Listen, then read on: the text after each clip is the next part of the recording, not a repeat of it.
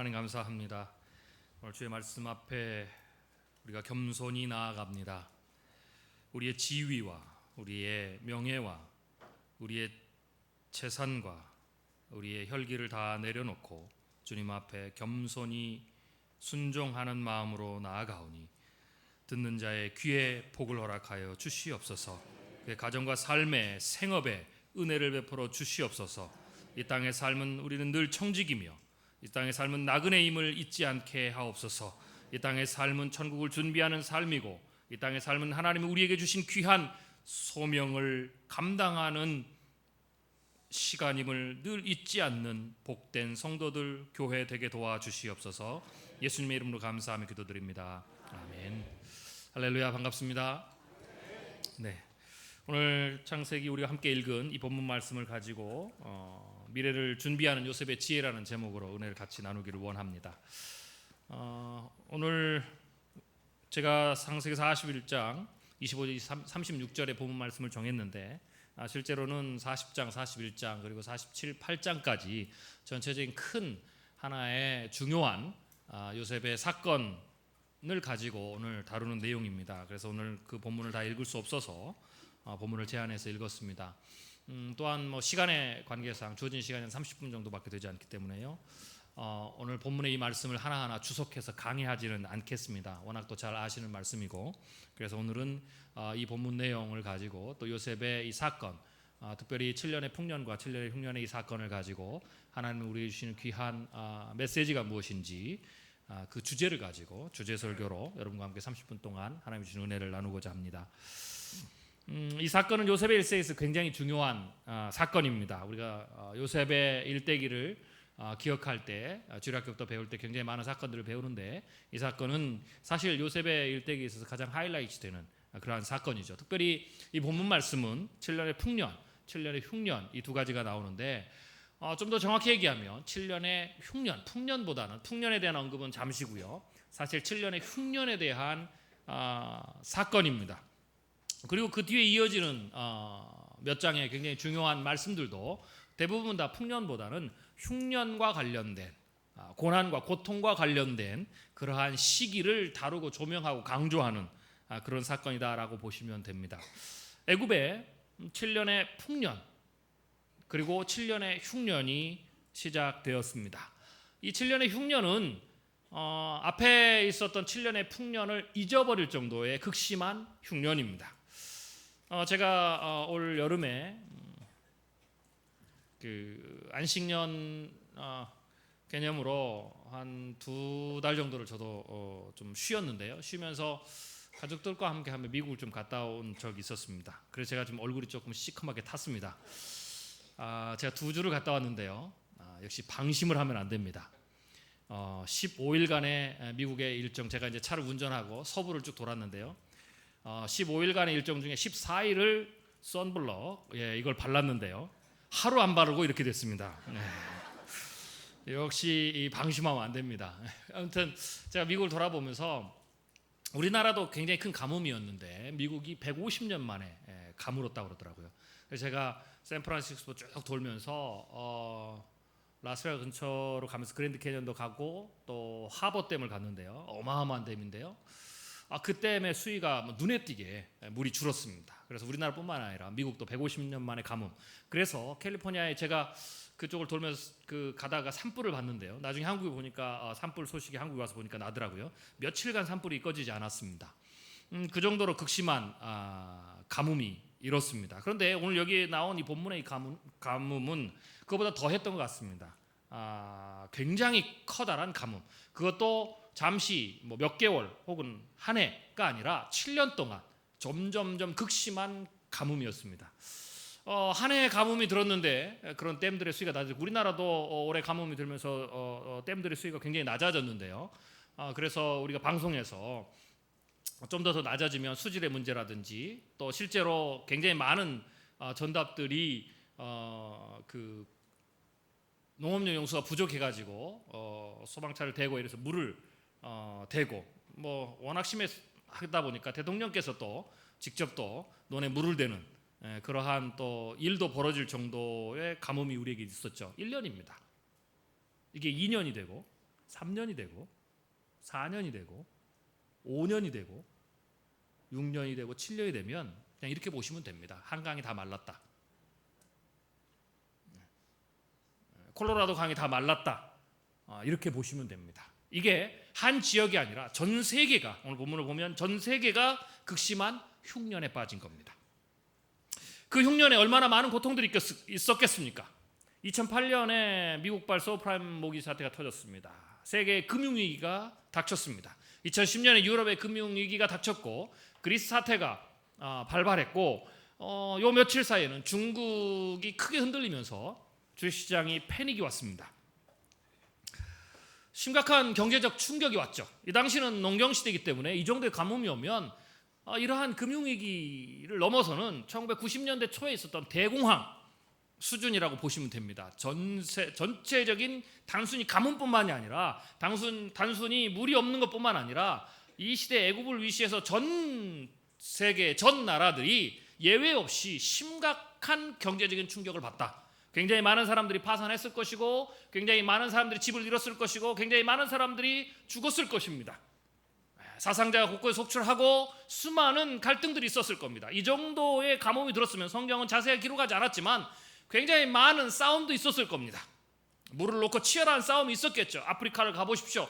물의 문제 때문에 또 곡식의 문제 때문에 이러한 문제 때문에 국지전이 일어나고 테러가 일어나고 굉장히 많은 전쟁들이 있었습니다. 아마 그러한 혼란의 시기가 왔을 겁니다. 그 어느 때보다 고통이 전 세계를 지배하는 그러한 시대가 됐을 것이라고 우리는 충분히 미루어 짐작할 수 있습니다. 오늘 본문은 그 사건이 중심인 겁니다. 그 사건 가운데 요셉이 무엇을 했는지가 중요한 겁니다. 그 사건 가운데 애굽의 왕이 무엇을 했는지가 중요한 것입니다. 그 사건 가운데 믿음의 조상들이 무엇을 했는지가 중요한 것입니다. 무엇을 했기에 어떤 결과가 있었는지, 무엇을 하지 않았기에 어떤 결과가 있었는지가 우리에게 굉장히 중요한 사건이다라고 볼 수가 있습니다. 오늘 이 본문에서 우리가 볼 수 있는 것은 아주 중요한 메시지 하나는 이 7년의 흉년은 크리스찬 넌 크리스찬 가리지 않고 모두에게 왔다라는 겁니다. 심지어는 하나님의 백성, 믿음의 조상의 반열에 드는, 우리가 위대하게 생각하고 있는 족장의 반열에 드는 야곱의 집에도 예외 없이 흉년이 찾아왔다라는 겁니다. 그들도 이 가운데서 고통했고 그들도 이 가운데서 고난을 받았고 그들도 이 가운데서 곡식을 얻기 위해서 많은 노력을 했습니다. 우리는 보통 경제가 잘 되고 건강하고 원하던 대학에 입학하고 취업이 되고 사업이 성공하고 평안하면 하나님의 역사가 우리 가운데 일어났다라고 평가합니다. 그런데 오늘 본문은 이 기회의 시간뿐만 아니라 위기의 시간에도 고통과 고난의 시간에도 하나님의 또 다른 계획이 시작되고 있다라는 것을 보여줍니다. 사실 위기의 시간이 아니라 기회의 시간에, 풍년의 시간에 사업이 잘 되고 건강하고 하던 일이 모두가 잘 되고 내 기도가 다 응답되는 그러한 시기에는 하나님의 계획에 대해서 우리가 생각하는 것이 쉽습니다. 그러나 위기의 시간, 고통의 시간, 고난의 시간에는 7년의 흉년의 시간에는 그것이 바로 하나님의 위대한 계획이라는 것, 위대한 계획의 시작이라는 것을 깨닫기가 어렵습니다. 대신 뭘 생각합니까? 불평을 합니다. 하나님이 나를 버렸는지, 심지어는 신이 죽었다 라고 말할 정도의 강팍함이 우리를 사로잡는 시기이기도 합니다. 한국교회 7년의 풍년이 끝났습니다. 한국 경제의 7년의 풍년도 끝났습니다. 인생은 7년의 풍년과 7년의 흉년이 반복됩니다. 예수 믿고 남은 인생 20년, 30년, 40년 계속 7년의 풍년으로만 가지 않습니다. 한국의 크리스찬들이 가장 착각하는 것 중에 하나가 뭐냐면 내가 예수 믿기 전에는 사업도 잘 안 됐고 예수 믿기 전에는 인생도 잘 안 풀렸고 예수 믿기 전에는 내가 수많은 질병이 있었는데 예수를 믿고 나면 이제는 그 질병도 고치고 건강하고 천국 갈 때까지 암도 안 걸리고 고통도 안 당하고 죽는 순간에도 다른 사람들은 고통스럽게 죽는데 우리는 굉장히 평안하게 고통 없이 죽을 거라고 착각합니다. 예수 믿기 전엔 잘 안 됐는데 예수 믿고 나니까, 교회에 발을 들여놓고 나니까 대학도 좋은 대학도 들어가고 사업도 잘 되고 성공할 것이라는 거, 자손 마음대로. 마치 예수를 믿지 않는 사람들이 가문이 잘 안 풀렸는데, 하는 일이 잘 안 풀렸는데 조상의 묘를 좋은 명당자리에다가 가다 이장하니까 그 다음부터 우리 집안에서 경사가 나고 사업도 잘 되고 장관도 나고 대통령도 나온다더라 하는 것처럼 교회를 다니는 사람이 있습니다. 죄송한 말씀이지만 성경은 그렇게 얘기한 적이 없습니다.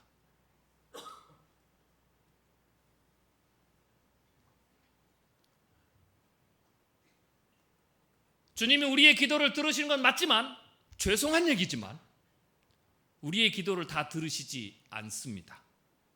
좀 더 정확히 얘기하면 다 들으시지만 우리의 기도대로 다 해주지 않습니다. 왜 안 할까요? 구원받았지만 여전히 우리의 마음속에 자기중심적인, 이기주의적이고 탐욕과 욕심이 있는 그 상태에서, 하나님의 섭리를 깨닫지 못한 어리석은 어린아이 같은 신앙의 상태에서 구하는 간구이기 때문에 그렇습니다. 좀 더 정확히 얘기해 볼까요? 여러분이 원하시는 대로, 여러분이 하나님 앞에 기도해서 경제적으로 풍요롭기를 원하시죠. 사업이 성공되기를 원하시죠. 투자한 대로 다 되기를 원하시죠. 주식에 투자하면 주식이 10배가 되고, 부동산에 투자하면 아파트값이 뛰고, 사업을 하면 엄청난 대기업이 되고, 자식이 좋은 회사 직장에 들어가서 1억, 2억, 3억 연봉을 받고, 다 그렇게 원하시죠. 그럼 그걸 기도하시죠. 그럼 어떻게 될까요? 하이퍼 인플레이션입니다. 여러분 전부 다 수백억씩 하나님 줘보십시오. 그러면 5만 원짜리 가지고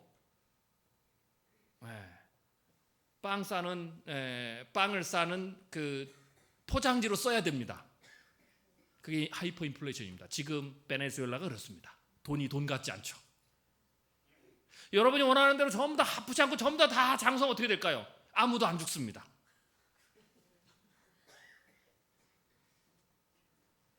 그 누가 다 먹여 살려야 될까요?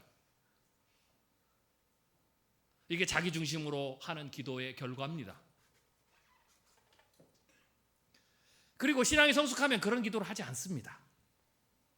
어린아이 기도를 하지 않죠. 여러분 지금 어른이 돼서 어린아이 때 부모에게 요청한 대로 살지 않죠. 마찬가지입니다. 이 말은 하나님 우리의 기도를 듣지 않는 것이 아니라, 우리가 기도를 하더라도 하나님의 섭리 가운데서, 하나님이 보시는 전체적인 큰 틀에서 필요한 만큼을 들어주시는 겁니다.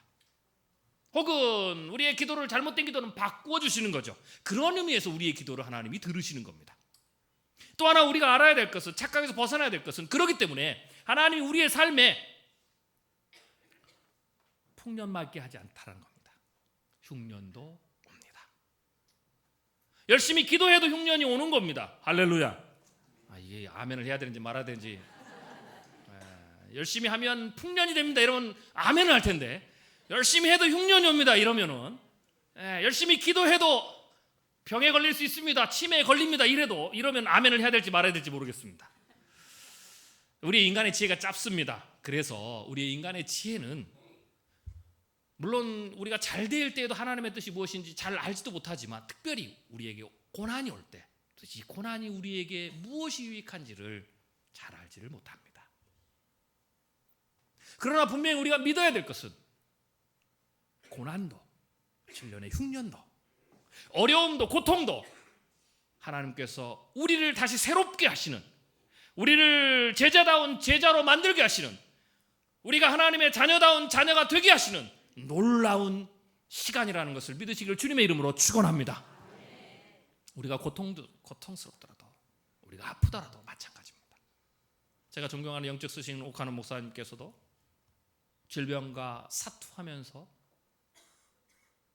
말년을 고통스럽게 보내시면서 주님 앞에 갔습니다. 정말 그분 정도면 안 아프고 가셔야 되는데, 아니 그분 정도면 200세까지는 사셔야 되는데, 우리와 비교해서 충분히 그럴 자격이 있지 않습니까? 그런데도 그분보다 현저하게 영적인 수준이 떨어지는 저는, 우리 같은 사람은 그분보다 오래 살고 아프지도 않고 병도 안 걸리고 건강하게, 그분보다 기도도 안 하고 말씀도 잘 모르고 하나님과의 깊은 관계도 안 가는 우리는 이렇게 잘 사는 겁니다. 이걸 아멘을 해야 됩니까 말아야 됩니까? 이 말은 우리 편에서는 잘 사느냐 못 사느냐, 우리 편에서는 풍년과 흉년이 중요하지만 하나님 편에서는 그게 중요하지 않다라는 겁니다. 그게 의미가 있는 게 아니라는 겁니다. 흉년이 오더라도 우리가 어떻게 내 인생에 고통스럽다, 내가 평생 바울처럼 몸에 가시와 같은 질병을 가지고 살더라도, 내가 사업이 안 되고 망하더라도, 내가 좋은 대학에 가지 않더라도, 내 사업이 잘 되지 않더라도, 내가 고통 가운데 있더라도 그 가운데 어떻게 하나님과의 관계를 가지고 가느냐가 하나님 편에서는 중요하시다라는 겁니다. 고통 가운데서도 하나님의 뜻이 있다는 걸 기억하고, 그 고통 가운데 하나님이 내게 원하시는 것이 무엇인지, 하나님이 나를 만들고자 하는 것이 무엇인지 그것을 아는 것이 더 중요하다라는 겁니다. 요셉은 그것을 알았습니다. 그래서 요셉은 7년의 흉년이 변해서 7년의 풍년이 돼서 14년의 풍년으로 만들어달라고 왕이여 기도하옵소서 라고 왕에게 권하지 않았습니다. 대신 그것을 받아들이고 그 가운데 있는 하나님의 놀라운 섭리를 경험하라고 조언합니다. 고통이 없애달라고, 고난이 없애달라고, 실패가 없애달라고 기도한 것이 아니라 그 가운데서 하나님이 내게 주신 위대한 뜻이 있다는 거죠. 실제로 이 사건은, 이 7년의 흉년의 사건은, 어마어마한 이 고통스러운 흉년의 사건은 하나님께서 아브라함과 이삭과 야곱에게 약속하신, 하늘을 보라, 저 하늘의 무별처럼 바다의 모래알처럼 내 민족을 강하게 하리라, 강성하게 하리라, 수백만이 넘는 민족으로 만들어주겠다라고, 믿음의 자녀들은 더 많이 세할 수 없이 만들어주겠다 하는 그 놀라운 하나님의 그 약속을 이루는 굉장히 중요한 사건이었습니다.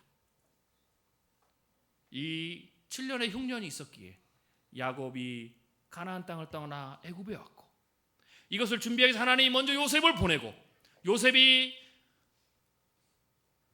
혈육에게 배신당하는 그 인간으로서 가장 낮은 자리에, 그리고 지금으로 보면 굉장히 억울한 그 누명을 쓰고 감옥에 가고, 그를 살려주겠다고 약속했던 그의 배신을 당하고 곧 죽음을 앞두는 그 상황까지, 그 엄청난 고통 속에 그를 밀어넣으면서 가장 중요한 순간에 그를 다시 총리로 세워서 애국과 이 땅에 있는 가장 어려운 시간에 그를 통해서 하나님이 일을 하시게 만들고, 그래서 요셉이라는 이 인물을 애굽의 이 힉속스 왕조에서 가장 위대한 제상으로 그를 만들어서, 그렇기 때문에 그에게 왕이 전폭적으로 그를 돕고 그의 가문을 번성할 때까지 귀족의 가문으로 만들고, 요셉의 가문에게 가장 좋은, 이집트에서 가장 좋은 고센 땅을 주게 하고, 그 환경에서 400만이 넘는 인구로 만들어서 출애굽하게 만든 사건입니다. 아주 단시간에.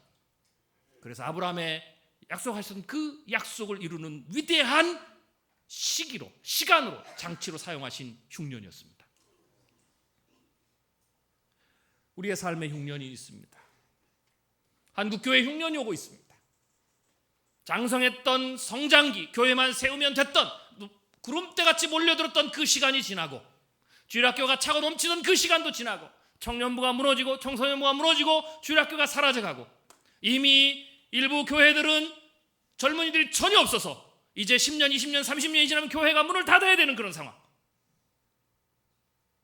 한국 경제가 찬란했던 그 아시아의 네 마리 용이라고 하는 G20에 들었던 그 찬란했던 경제적 성장이 끝나고 종신공이 무너지고, 전 세대가, 젊은이부터 시작해서 노년에 이르니까 전 세대가 미래를 고민하고, 먹거리를 고민하고, 직장을 고민하고, 나는 사업에 달란트도 없는데 갈 곳이 없으니까 마지막 남은 주택담보대출을 받아서 사업을 하고, 그것도 불안해서 5년 안에 80%가 망하는 그 상황에 밀려들고, 청년들이 대학을 나와도 취업할 수 없는, 한국은 계속해서 고령화되는, 남북의 군사적 갈등은 점점점 심해지는 그러한 고통의 시간이 시작되고 있습니다. 물론 대한민국이 영원히 그렇게 되지 않을 겁니다. 그러나 분명한 것은 7년의 풍년의 시기가 지나고 7년의 흉년의 시기로 들어가고 있다라는 겁니다. 중요한 것은 이 시기에 한국 교회와 크리스찬이 무엇을 해야 된다는 겁니까? 이 흉년을, 이 어려움을, 이 고통을 우리는 어떻게 해석해야 된다 하는 겁니까? 우리는 이 흉년의 시기를 대비하기 위해서 우리는 무엇을 해야 될 것입니까? 하나님 우리에게 원하시는 것은 무엇일까요? 이제는 끝났으니까, 한국은 볼모를 없으니까 이민을 가야 된다 라고 해야 될까요? 하나님의 한국교회를 버렸기 때문에 이제는 한국교회는 끝났다 라고 해야 될까요? 한국교회 영성은 떨어졌고 부끄럽고 괴로우니까 다른 종교로 개종을 하고, 실제로 굉장히 많은 크리스찬들이 천주교로 개종을 했습니다. 아니면 교회를 버리고 가야 될까요? 실제로 그런 선택을 한 사람들이 많이 있습니다. 여러분은 어떤 선택을 하실 겁니까? 이제는 소망이 끝났으니까 우리에겐 소망은 없고 이제부터는 죽지 못해 사는 것이다. 꿈도 버리고 희망도 버리고 비전도 버리고 하루하루 먹고 사는데 총력을 다해야 되는 건가요? 모이기를 패하고 생존을 위해서 기도 시간도 줄이고 말씀 시간도 줄이고 훈련 시간도 줄이고 선교도 줄이고 봉사도 줄이고 모이는 걸 다 줄이고 먹고 사는데 전념해야 되는 건가요? 넌 크리스찬이면 그렇게 해야 흉년에서 살아남을 수 있습니다. 아니, 그렇게 해도 흉년에서 살아남을지 장담 못합니다.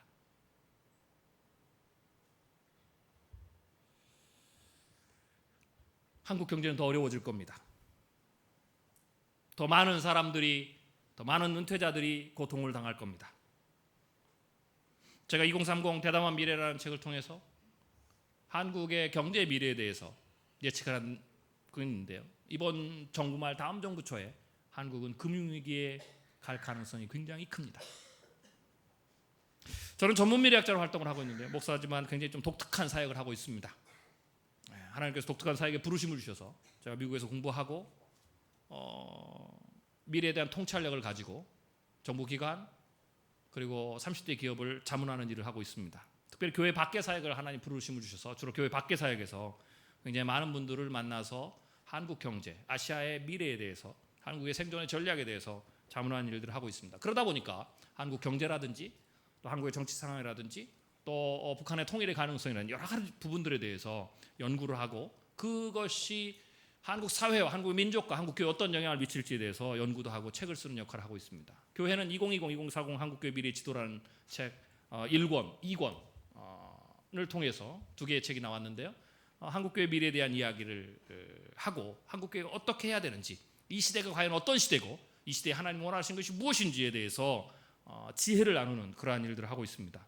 오늘 그 이야기를 다 하기에는 굉장히 힘듭니다. 한국 사회가 어떻게 될지, 한국 교회가 어떻게 될지, 한국의 경제가 어떻게 될지 이러한 부분들에서 얘기를 나누려면 수시간 이상 필요하죠. 그래서 오늘 그 얘기를 잘 다룰 수 없지만 중요한 것은 오늘 여러분에게 말씀드리고자 하는 것은 이 본문에처럼 한국 교회에 분명 이전과는 다른 흉년의 상황이 시작되고 있다는 겁니다. 그리고 그 흉년의 상황은 단지 1, 2개월로 1, 2년으로 끝나지 않고 여러분의 생각보다 굉장히 오래 갈 겁니다. 오래 가면서 갈수록 좀 더 점점점 어려워질 겁니다. 마치 흉년이 1년이 되고 2년이 되면 점점점 더 어려워지는 것처럼, 갈수록 더 어려움이 심해지는 것처럼, 어려움이 심해지면 불평이 심해지고 고통이 심해지고 분쟁이 많아질 겁니다. 역시 교회 안에서도 민족 안에서도 세대와 세대 간의 그러한 상황들이 펼쳐질 겁니다. 이런 상황에 우리는 어떻게 해야 될까요? 자칫 잘못하면 모든 것을 다 잃을 수 있는 그러한 시기입니다. 흉년은 모든 것을 다 잃게 만듭니다. 사람을 망하게 만듭니다. 오늘 본문 말씀에도 보면 요셉이 이런 얘기를 합니다. 후에 7해 흉년이 들므로 애굽 땅에 있던 풍년을 다 잊어버리게 되고, 지난 7년의 풍년을 다 잊어버리게 되는 거죠. 한국이 잘 나갔던 일 다 잊어버리게 되는 거죠. 한국교회 성장기를 다 잊어버리게 되는 거죠. 우리가 풍년을 누릴 걸 다 잊어버리게 되는 거죠. 우리가 잘 나갔던 데를 다 잊어버리게 되는 거죠. 우리가 잘 살았던 데를 다 잊어버리게 될 정도의 기근이 임해서 망하리니 그랬습니다. 후에 든 그 흉년이 너무 심함으로 이전 풍년을 이 땅에서 기억하지 못하게 되리이다.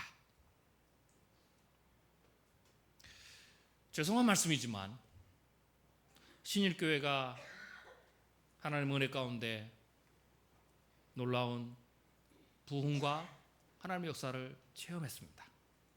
제가 오늘 와서 주보를 보니까요, 신일교회가 설립일이 1971년도더라고요. 맞죠?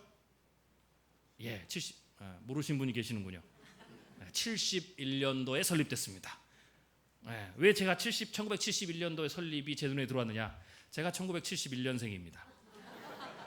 그래서 예, 제가 그게 눈에 들어왔는데요. 지금까지 하나님께서 우리에게 수많은 부흥과 성장을 경험하게 하셨습니다.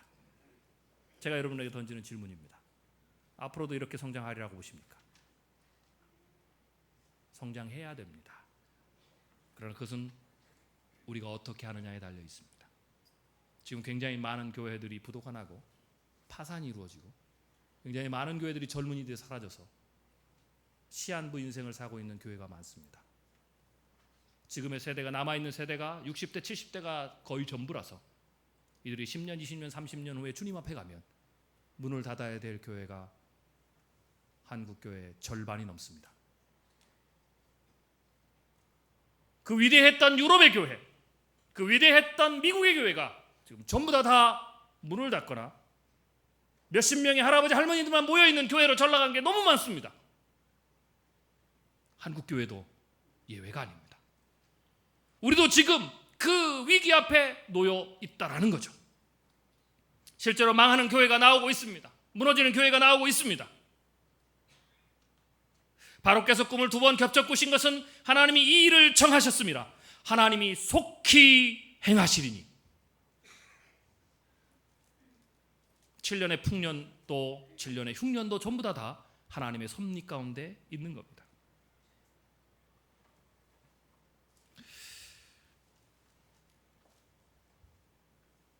만약 7년의 풍년과 흉년이 우리에게 다 크리스찬이나 넌 크리스찬이나 다 다르지 않고 함께 다 온다면 과연 우리가 예수 믿는 이유가 무엇일까요? 예수 믿고 나서 우리가 달라지는 것이 무엇일까요? 우리에게 얻는 유익은 무엇일까요? 이런 질문을 할 수 있습니다. 물론 있습니다. 천국 가는 거죠. 네, 이런 거죠. 마지막 가서 두고 보자. 누가 좋은 데를 가느냐. 뭐 이렇게도 얘기할 수 있습니다. 그렇지만 이 땅도 중요합니다. 이 땅도 중요하죠.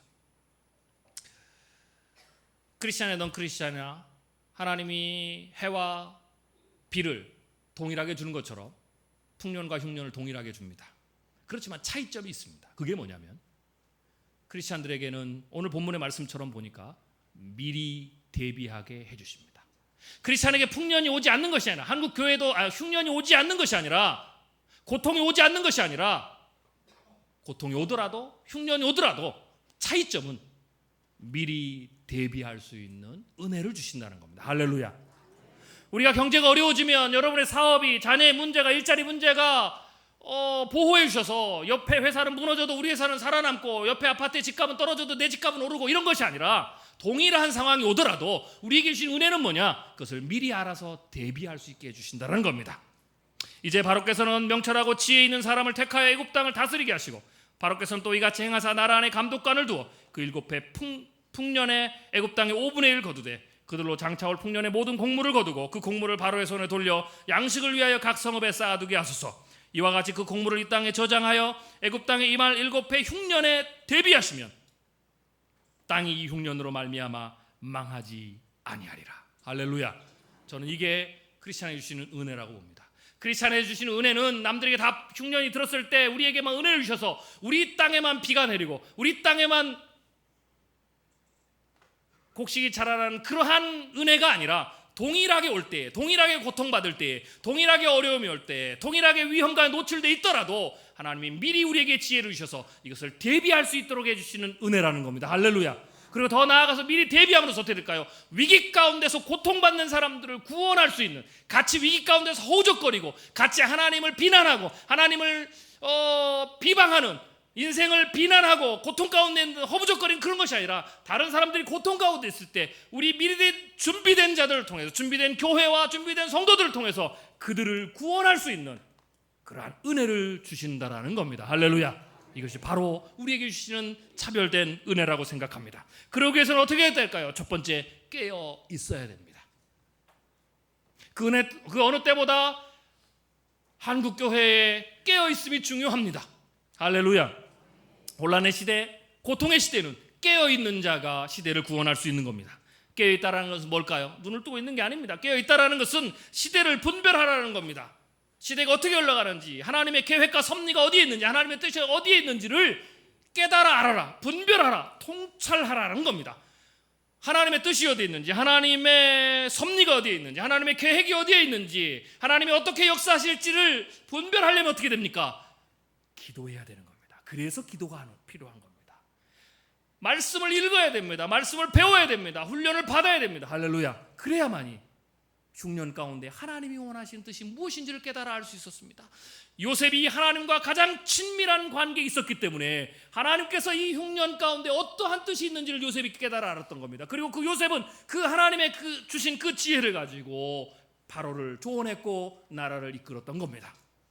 우리가 이 지금 시대는 요셉처럼 곧바로 직통 계시를 받을 수는 없습니다. 하나님이 우리의 귀에 음성을 대고 우리의 꿈에 나타나셔서 앞으로 한국의 상황이 어떻게 될 것이고 지금 북한의 문제가 어떻게 될 것이고 이런 얘기를 말씀해 주시지는 않습니다. 아니, 그럴 필요가 없습니다. 왜 그랬을까요? 요셉의 시대는 계시가 완성되지 않은 시기입니다. 성경이 기록되지 않은 시기입니다. 그렇기 때문에 직접적으로 나타나서 하나님께서 그의 뜻을 말씀하시는 겁니다. 그러나 성경의 66권이 다 완성된 이후에는, 성령이 우리 안에 오신 이후에는 우리의 기도와 말씀을 통해서 우리가 요셉과 같은 지혜를 얻을 수 있다라는 겁니다. 할렐루야. 아니, 기도와 말씀을 통해서만이, 말씀의 훈련을 통해서만이, 영성의 훈련을 통해서만이 우리가 분명하게 위기 가운데 하나님의 뜻이 무엇인지를 깨달아 알 수 있는 겁니다. 이 이야기는 기도하지 않는 자는, 말씀을 연구하고 묵상하고 공부하고 훈련받지 않는 자는, 말씀을 듣지 않는 자는 고통 가운데 하나님의 뜻을 깨달아 알기 어렵다라는 겁니다. 하나님의 뜻을 깨달아 알기 어려우면 어떻게 될까요? 그 고통 가운데 같이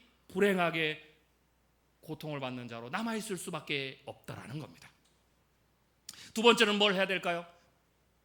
성장의 시기는, 성공의 시기는, 호황기의 시기는 뿌려놓았던 것이 잘 자라게 하는 그러한 시기입니다. 그러나 위기의 시기, 고통의 시기는 어떻게 됩니까?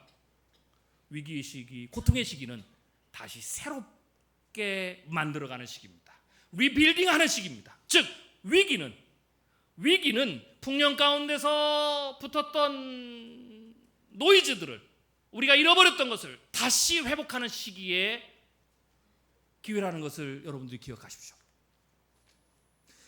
이 흉년 가운데 한국교회가 반드시 새로운 리빌딩을 해야 됩니다.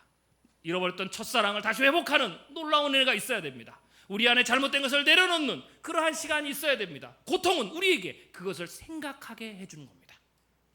우리가 잘되면, 우리가 부흥하면, 계속해서 성장하면 우리가 무엇이 잘못됐는지를 돌아볼 여유가 없습니다. 내가 잘못된 것, 내가 부족했던 것, 내가 잃어버렸던 것을 생각할 수 있는 것은 언제냐? 위기가 왔을 때입니다. 그래서 위기는 우리에게 중요한 겁니다.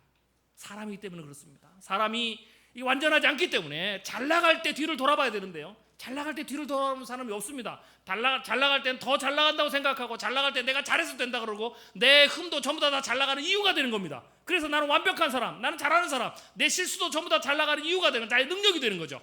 그러나 위기가 오면, 건강에 어려움이 오거나, 사업에 어려움이 오거나, 학업에 어려움이 오거나, 교회가 어려움이 올 때는 우리가 왜 이런 어려움을 당했는지, 내가 무엇에 실수했는지, 무엇을 잘못했는지를 돌아보게 하는 아주 귀중한 시간이 된다라는 겁니다. 한국교회 위기, 한국의 위기는 바로 우리에게 바로 그러한 귀중한 시간을 갖게 해주는 겁니다. 돌아보시길 원합니다. 내가 첫사랑에서 얼마나 멀어졌는지를 돌아봐야 됩니다. 우리 교회가 무엇을 잃었는지를 봐야 됩니다. 이 땅의 삶은 하나님의 법칙인데 그 뭐냐면 하나를 얻으면 하나를 잃는 겁니다. 그래서 세상이 공평합니다. 성장을 얻었으면 그 성장 때문에 사실은 첫사랑을 잃습니다. 그러나 동시에 하나를 잃으면 하나를 얻습니다.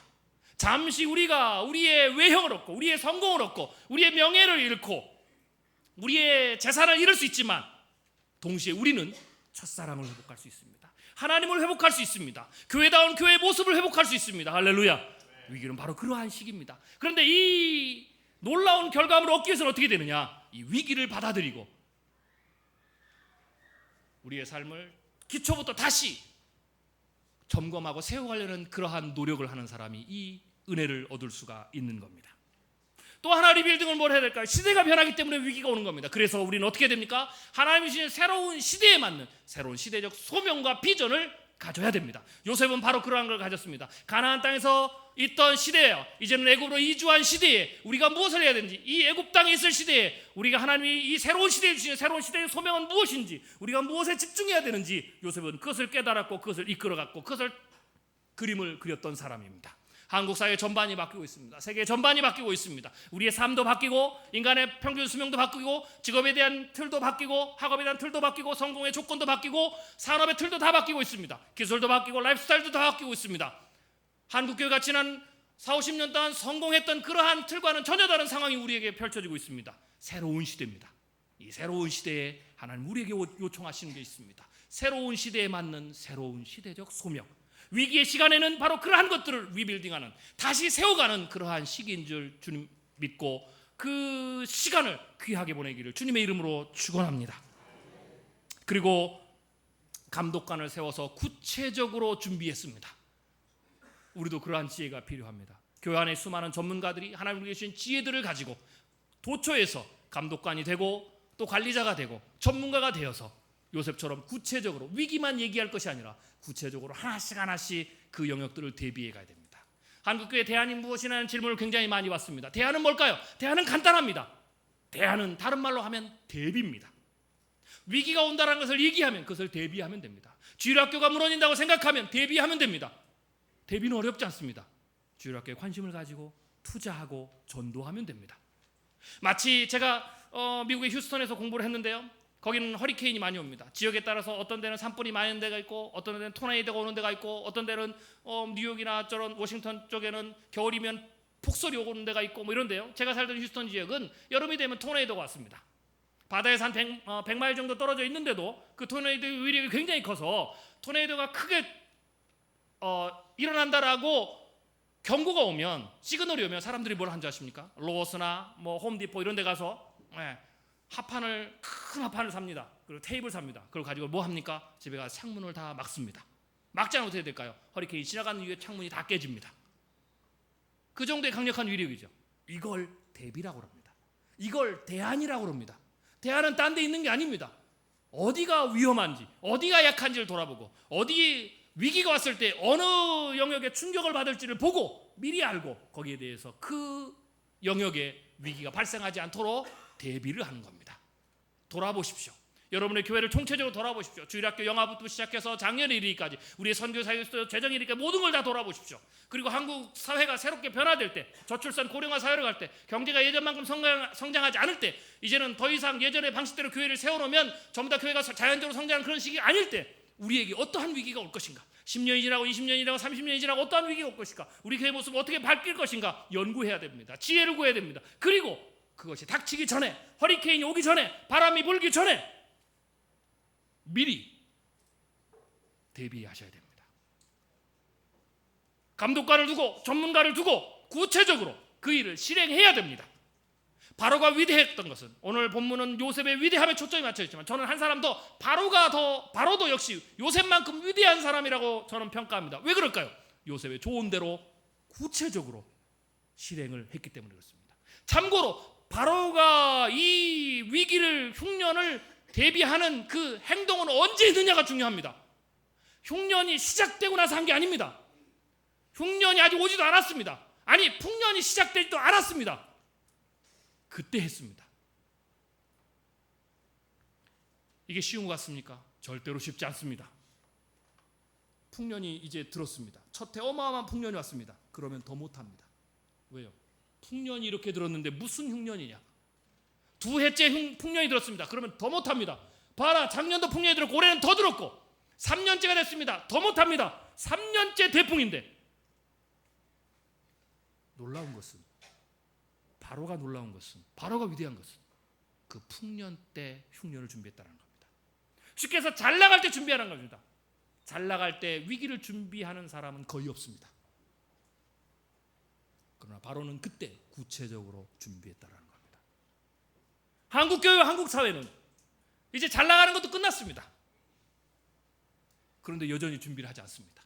분명히 도처에서 교회에 위기가 나옵니다. 그러나 여전히 준비하지 않습니다. 왜요? 우리 교회는 아직은 괜찮으니까. 우리 교회는 아직은 유년부가 있고 우리 교회는 아직도 초등부가 있고 우리 교회는 아직도 젊은이가 있으니까 우리 교회는 아직도 계속해서 새 신자가 오고 우리는 여전히 아직도 고령화가 덜 됐기 때문에 우리는 괜찮아 라고 하는 마음이 교회를 위험에 빠뜨리는 마음입니다. 요셉에게도 배워야 되지만 파로에게서 배워야 됩니다. 요셉의 그 조언을 바로가 받아들였기 때문에 애굽이 산 겁니다. 바로가 받아들이지 않았으면 어떻게 될까요? 간단합니다. 하나님이 왕을 바꾸든지 나라를 바꿨을 겁니다. 그래서 하나님의 일을 하실 겁니다. 하셨을 겁니다. 이 시대도 마찬가지입니다. 준비하십시오. 대비하십시오.